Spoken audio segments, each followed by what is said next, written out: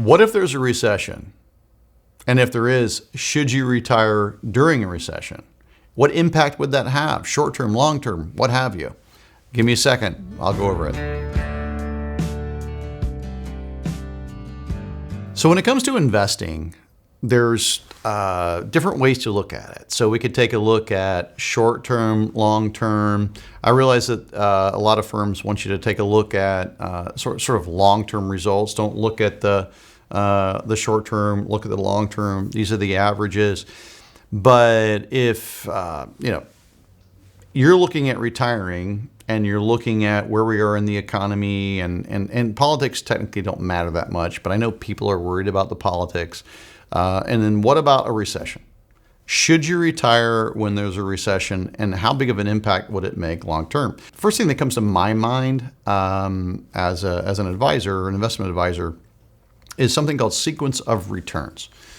So there's a chance in a recession that the markets would do poorly. Now, that doesn't always happen. If you take a look back historically, markets don't always do bad during a recession. Just because the economy is having a pullback, and just because companies aren't necessarily doing that well, or just because people are spending less, doesn't necessarily mean that the market is worse.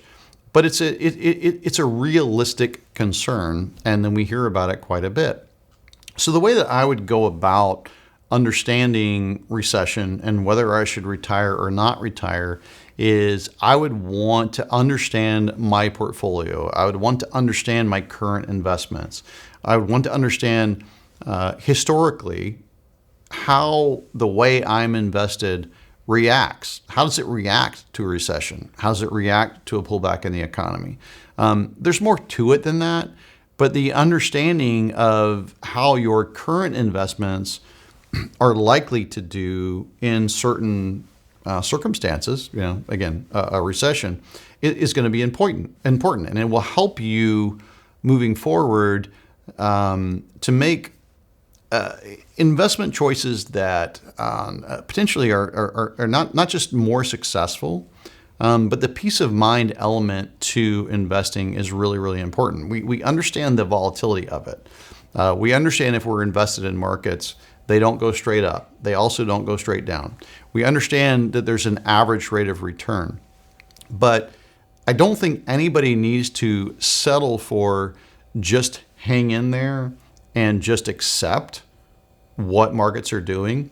I don't think anybody needs to just accept a risk tolerance, fill out a form. I'm aggressive, I'm moderate, I'm conservative. None of that tells the whole story. In my experience, people would like to be more aggressively invested when markets are doing well, and they would like to be more conservatively invested when markets are doing bad. That's pretty obvious. But also in my experience, very, very few people, maybe it's just because it's the retirement plan at work and there is no guidance. Or maybe they're just working with a financial advisor that's saying, hey, here's a diversified portfolio, hang in there. But in my experience, very few people are working with investment advisors that are saying, hey, listen, we want to be more active in the management of your portfolio. Is there a recession? Maybe. Is that good? Is it bad? It depends on the underlying investments. How do those underlying investments perform during a recession versus perform in other markets, right? More of an expansionary period.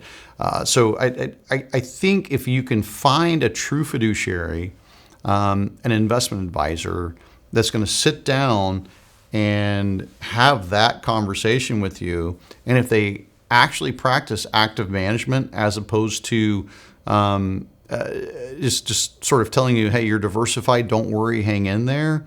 First of all, I believe you'll be more successful, meaning higher rates of return with less risk. But the confidence that you'll have and the comfort you'll have in that relationship, I think is going to help you sleep better at night. Thank you for watching. Go to guardingyournestegg.com for your free and objective personal financial plan.